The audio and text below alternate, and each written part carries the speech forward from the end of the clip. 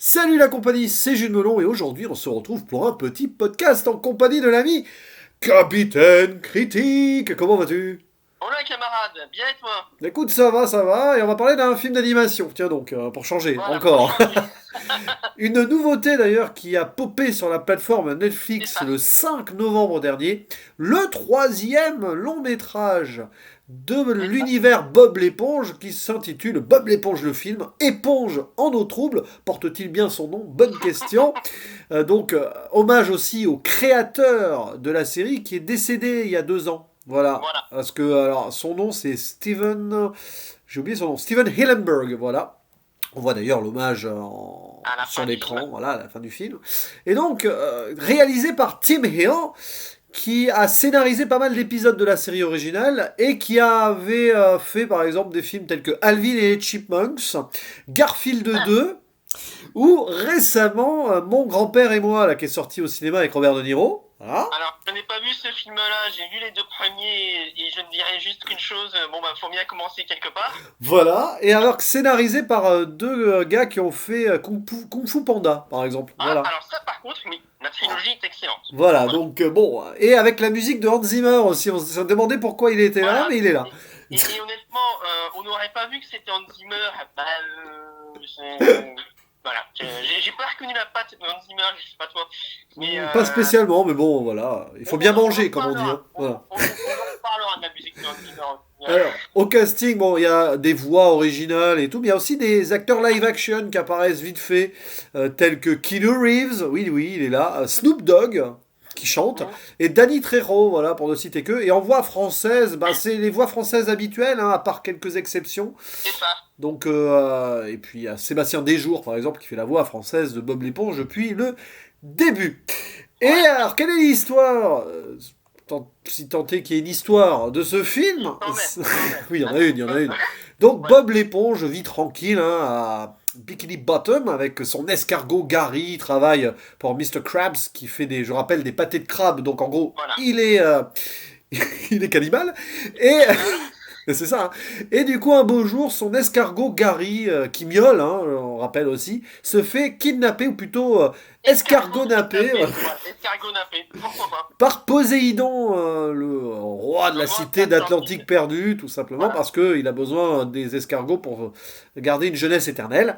Et Voilà. on va suivre donc notre cher Bob l'éponge avec son meilleur ami Patrick, son étoile de mer préférée, qui vont Voilà. partir à l'aventure pour récupérer Gary. Voilà, sauvetage, parce que l'amitié doit triompher.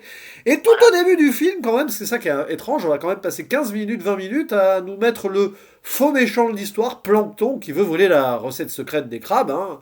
C'est ça. Et ça ne Sachant que sait... je pense que c'était le cahier des charges obligé C'est pour ça. rappeler les épisodes de la série où c'est le méchant récurrent C'est de ça. la série. Et c'est ça, mais sauf qu'après, on part sur toute autre chose, c'est assez particulier, changement Voilà. comme ça de cap. Et voilà, voilà. Alors, attention, précision ultime, ni toi ni moi n'avons vu les deux autres films. C'est ça. C'est très important de le préciser. Concernant la série de base, même si, alors je ne sais pas toi, mais à titre personnel, je ne suis pas un grand fan de la série d'origine. J'ai vu Ouais. quelques épisodes, mais c'est un délire que j'ai du mal à accrocher. Oui. Et du coup, toi, ton avis sur la série Bah, alors? j'ai dû voir, je sais pas, 5-6 épisodes vite fait, c'est complètement barré, quoi. Mais c'est un parti pris qu'on retrouve dans le film, d'ailleurs, parce que oui, le film est complètement barré, mais apparemment, de ce que j'ai compris, moins que les précédents. Voilà, donc ça installe quand Voilà. même la chose. Et alors c'est en 3D aussi, je crois que le deuxième aussi était en 3D. Et ça, le Voilà. deuxième mélangé, alors il me semble que c'est le deuxième, il mélangeait la 2D et la 3D, dans le sens où la 2D était pour la partie, on va dire, océanique, et la Oui, 3D était lorsque les personnages se retrouvaient sur Terre. Donc il y d'accord. avait une idée de mise en scène à ce niveau-là, et pourquoi pas. Et donc, bah, on va tuer le suspense dans l'œuf le plus rapidement possible. Qu'as-tu pensé de ce Bob l'éponge 3? On va l'appeler comme ça Alors, sera plus simple. je n'attendais pas grand-chose de ce film, je Oui, t'avoue, même si pour moi ce film-là, en fait, même si je ne suis pas fan de la série, j'avais quand même, on va dire malgré tout, une certaine curiosité dans le sens où ça aurait pu me faire un effet Lupa 3 ou même le film Scoob qu'on a eu en début d'année, ou même pour les plus anciens, Les Schtroumpfs et Le Village Perdu. Ces trois films sont excellents oui. et justement, comme ce film-là nous présente quand même les personnages de telle sorte qu'on a pas besoin de voir la série ou les autres films pour apprécier le film. Ouais. Et malheureusement, ça n'a pas marché. Oui. Paradoxalement, je ne sais pas toi, et tu nous diras après ce que tu en as pensé, mais j'ai trouvé le film trop timide par rapport à ce qu'il nous présentait, et Oui. même par rapport à certains épisodes de la série que j'avais eu l'occasion de voir dans les années 2000. Alors, le problème du film, je pense, réside dans le fait que c'est un hommage au concepteur aussi. Donc, ils ont voulu assagir peut-être les choses pour... voilà. Et j'ai un peu l'impression que ce métrage s'adresse aux connaisseurs, aux fans Et purs. encore, Voilà. je me suis renseigné par la suite, mais même à ce niveau-là, je vais pas dire que c'est raté, mais ils ont réécrit les origin story des personnages pour les faire, on va dire, se rencontrer à un certain endroit dont on parlera dans une spoiler, je pense. Oui. Et de ce que j'ai compris, ils ont prévu juste après de faire une série spin-off sur cet endroit. Et j'ai un peu l'impression, alors j'ai vu ça, mais à confirmer qu'il s'agit d'un préquel, hein, ce film. Plus ou moins. Oui. Après, je pense que si jamais ça marche, ça continuera. Si on peut vraiment appeler ça un préquel. Ouais. Mais moi, reboot. Oui, de toute façon, oui. Les personnages, en un sens, c'est un reboot. Et c'est pour ça, justement, qu'on disait qu'on n'avait pas spécialement besoin de voir vraiment la série Oui. pour apprécier le film. Mais voilà, bon, le fait que ce soit 3D aussi, ça n'aide pas spécialement le tout. Visuellement, j'ai trouvé ça réussi personnellement. C'est ça qui est assez paradoxal d'ailleurs. J'ai l'impression que même il y a une tentative d'esthétisme à travers la mise en scène qui est presque trop forcée par rapport à ce qu'on nous propose. Alors paradoxalement, tu vois, justement, la 3D, bon, j'allais dire, pour les gens qui sont habitués sur ta chaîne à nous entendre parler des films en 2D, en 3D, je pense qu'ils connaissent un peu mon avis, mais je vais quand même le répéter, ça fait pas de mal, un peu de martelage. Même si je préfère la 2D, la 3D, parce que la 3D, le fait de rajouter du réalisme dans l'animation, je trouve que ça dessert les propos, mais pourquoi pas. Ouais. Là, j'ai trouvé que la 3D était paradoxalement assez faible, surtout comparé aux autres films qui sont sortis avant lui. D'accord. Notamment sur en termes de fluidité, j'ai trouvé que les mouvements étaient trop lents par rapport à ce qu'on voyait sur l'écran, sans parler de certaines, on va dire, incohérences graphiques qui sont là juste parce qu'ils en ont besoin, du genre, à un moment donné, on voit un parchemin qui fait 3 fois la taille d'un personnage, le plan juste après, le parchemin, il fait juste la taille du personnage. Oui. D'accord, pourquoi pas, admettons. Mais même les moments qui se veulent, on va dire, rapides avec un certain véhicule, j'ai moins ressenti la vitesse que dans le film Sonic qu'on a eu cette année, qui est déjà pas folichon à ce niveau-là. Et je n'ai pas, on va dire, une de scène dans ce film qui m'a fait dire, wow, je regarde un film Bob l'éponge. Ouais, ouais. Puis bon, après... Le climax. Tu vois, le climax à la fin. Oui. Oui. Tout ça pour ça. Ouais, bon. Mais c'est vrai que le film paraît assez sage par rapport à l'irrévérence qu'il nous propose. Parce que c'est un personnage complètement cinglé, Bob l'éponge. Enfin, l'univers l'est complètement. Mais, ouais, alors, la thématique principale est là, hein, l'amitié, l'importance, là-dessus, tout ça. Tout ça, la magie de l'amitié. C'est ça.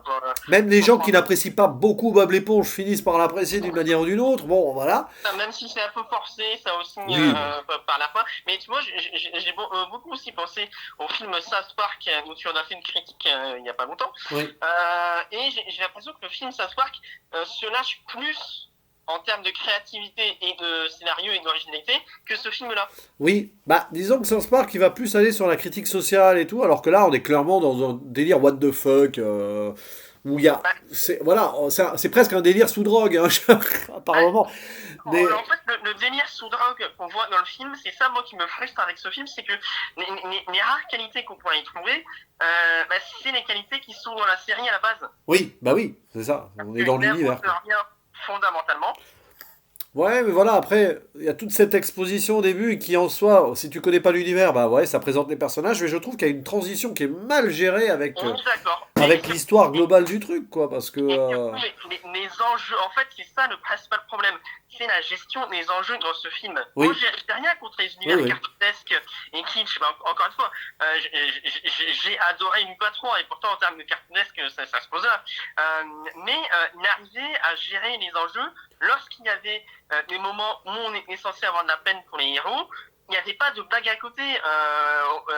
Pour ne citer qu'une scène dans le film Bob l'éponge, et on va dire en restant très vague, c'est un mauvais jeu de mots, pour pas spoiler, à un moment donné, je sais pas si tu te souviens, t'as nos deux héros qui se retrouvent dans une prison, Oui, dans une cellule, oui, oui. et ils se disputent, et t'as l'un des deux héros qui sort de sa cellule, referme la cellule, va dans la cellule d'à côté, et ça se termine là.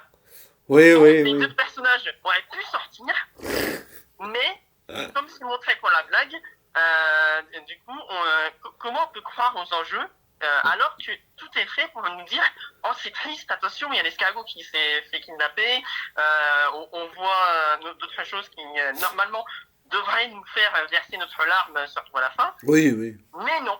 Mais non, parce que l'enjeu n'est qu'un prétexte pour le délire, un peu, dans ce film, Mais, donc... et c'est ça le problème, c'est que même le délire, il n'y a rien de réellement créatif. Oui, oui, bien sûr. Ça, bah, de toute façon, les connaisseurs de la série et ceux qui ont apprécié le premier, voire le deuxième film, apparemment, trouvent que c'est un petit peu moins... voilà, Ben, c'est moins poussé. Donc, c'est ça. C'est ça mais qui est triste. C'est moins poussé, c'est plus incohérent par rapport à la série d'origine, et on sent que ça a été, même s'il y a l'hommage à la fin, ben, je n'ai pas ressenti de passion devant ce film. ouais, mais d'ailleurs, on va partir sur la zone spoiler parce qu'il y a un moment où ça part en gros délire, mais un Alors délire tellement attention, profond que. Bon, voilà, voilà. on va en parler. Alors attention, spoiler! Alors, le moment délire absolu, c'est quand donc l'ami Keanu Reeves apparaît dans le rôle du sage, Voilà. en sorte de buisson ardent volant, biblico. Alors pas volant, roulant. Non mais bon, bon, et on a l'impression que ça va être un caméo, mais pas du tout. Ça va être un personnage principal pendant 20 minutes du film. Et surtout, à quoi il sert? Bah, il sert à guider. En fait, c'est voilà, c'est la voix spirituelle qui va guider les personnages pour leur quête initiatique. Bon, ouais, euh, Ouais, hein, avec le jeton magique de la sagesse qui sert à rien en fait, parce que la ouais. sagesse est déjà dans les personnages qui vont quand même aller picoler dans le casino. Hein. Mais tu vois, alors, comme on l'a dit dans la zone de spoilers, ni toi ni moi n'avons vu les films précédents, mais de ce que j'ai lu et on va dire regardé niveau bande-annonce et tout, les anciens films, j'ai l'impression qu'ils le connaissent déjà, ce message-là, avant. Ah oui, c'est possible. Oui, oui, mais c'est pour ça que ce Donc sera c'est un une bonne préquel. piste. Je sais pas. Non mais Jenny, voilà, à part le fait que ce soit justement soit le point de départ pour lancer le spin-off, le fameux qu'est-ce que ça raconte dans ce film-là, Ouais. je n'ai pas vu l'intérêt de ce film. Là où par exemple le film précédent justement où on parlait du mélange de D3D, il y avait un intérêt au moins ne serait-ce que visuel. Oui, et puis après, là, on va se servir de ce délire pour nous faire croire à une illusion, un rêve et tout. Tout ça pour nous introduire des personnages qui, alors, certes, leur prestation est intéressante, là, Snoop Dogg et Danny Trejo, qui est le diable, là, je sais plus quoi, là, Voilà, qui joue toujours ce genre de personnage, etc.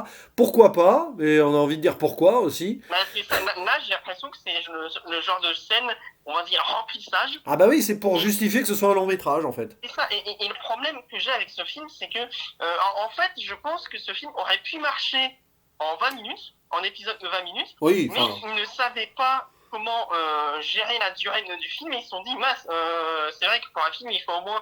alors, je sais plus combien de temps il dure, s'il dure 1h30... 1h20 et quelques, je crois. voilà, 1h30 avec le générique. Voilà. Et, Dédicace à Nico Ciné. voilà. Justement, on sent qu'il y a plein de scènes qui sont rajoutées, notamment certains gags visuels qui sont là, où on a la musique qui s'arrête pour nous dire «Eh, t'as vu, il faut que tu rigoles aussi à ce moment-là». Ouais, ouais, ouais, Qui ouais, ne ouais. sert pas le récit. Je veux dire, à un moment, au bout d'un moment, quand tu comprends la blague et que tu comprends la chute qui va arriver, bah, quand la chute arrive, bah, c'est moins drôle parce que tu vas deviner la blague. Sans parler de la présentation des personnages. Alors, je sais pas toi si tu as eu de l'empathie durant le film où tu voulais voir les personnages réussir Alors, leur à la mission. rigueur, il y a un truc qui marche à peu près, c'est avec les flashbacks, on essaye de nous montrer les personnages jeunes et tout, et leur... Les flashbacks, dans l'idée, pourquoi pas. Ouais, Mais il aurait fallu, à mon sens, bah, faire un peu comme le film Scoop, en faire une séquence de 15 minutes en intro, en début du film, hmm, et après passer sur les personnages adultes, parce que, je sais pas toi, mais moi je me suis senti plus comme le personnage de Carlo dans le film. ouais, Quand t'as les deux autres qui limite pas se moque de lui, mais m'énerve sans le vouloir. Ouais, j'étais comme lui durant tout le film. Ouais. Alors que c'est censé être la scène d'introduction des personnages. J'ai pas dire que c'est raté, mais alors c'est comme ça dans la série. Mais je n'ai jamais compris l'engouement des gens pour cette série. Puis Donc, je bon, pense que bon, à la fin, il y a quand même, voilà, Bob l'éponge est en danger, etc. Et puis tous ses amis témoignent à la cour enfin, des amis et même des ennemis. C'est-à-dire que même Carlo, il est aussi exaspérant qu'appréciable. Bon. et le pire, c'est que le fameux Plancto, là, pourquoi finalement il décide de changer de bord? Il a Bah, gagné. je sais pas, c'est parce que la recette, voilà, il veut le secret de la recette des crabes, mais en fait, le secret, c'est Bob l'éponge lui-même. Là, là. Voilà, c'est. Bon. D'ailleurs, on n'en a pas parlé en intro, mais je pose la question aux connaisseurs. Pourquoi insister sur le fait que ce soit une éponge carrée? Bah, Une éponge parce que carrée. un rectangle est une forme de carré, mais qui n'est pas un carré. On rappelle ce que disait quand même la philosophe Ariel Dombal dans le film Un Indien dans la ville, un cercle est un carré est un cercle. Alors pourquoi pas un rectangle? Pourquoi pas? Oui, on va loin là. C'est qu'un Indien dans la ville est un bien meilleur film et qu'on conseille, je pense, davantage les gens à voir ce film-là ou à le revoir que Bob l'éponge. Oui, bon, après, pour la comparaison, on repassera quand même. Voilà. Et je finirai concernant la zone spoilers. Oui. Pourquoi insister sur le, oh là là, sur le fait que oh là là c'est rigolo, vous avez vu le roi en fait il est moche. Ah oui, bah oui, parce que c'est bon, c'est la critique du culte de l'apparence. Voilà, Non mais finalement, on est je veux soi-même bien, et voilà, bon. je veux bien le fait qu'on montre qu'en fait il est un peu plus gros que normalement, mais assister sur chaque truc et c'est Ah, il on va n'était continuer pas à se faire. loin, on n'était pas loin physiquement d'une ressemblance au génie d'Aladin. Hein. Voilà, mais, pourquoi pas, sauf que le génie il est plus classe et il sert un peu plus le scénario. Oui, bon, c'est Voilà. voilà, mais c'est le message final aux enfants. Voilà, l'important c'est le cœur, c'est l'amitié, l'apparence. Non, il faut accepter les gens tels qu'ils sont. Voilà, c'est Voilà, et bon. même si tu peux être sûr que je fais une petite prédiction pour la suite, je parie qu'on ne reverra plus jamais ce personnage-là dans la série ou dans les futurs films de Bob l'éponge. À voir, à voir. Peut-être qu'il y Ouais. avait eu un hommage, un clin d'œil à la petite sirène aussi. Ah oui, oui. Ça fait très Disney, c'est un mélange entre le génie d'Aladin et. D'ailleurs, dernière question d'un point de vue technique aussi, on m'explique comment on peut faire du surf sous l'océan. Bah, parce que ta gueule c'est magique. Non, je suis prêt à accepter une éponge qui parle, mais du surf sur l'océan, il y a un minimum. Bah, c'est un petit peu au même niveau que Mr. Krabs qui fait du crabe. Bon, Alors, de ce que j'ai compris, on a eu la fameuse recette dans la série. Ça a été canonisé par Nickelodeon.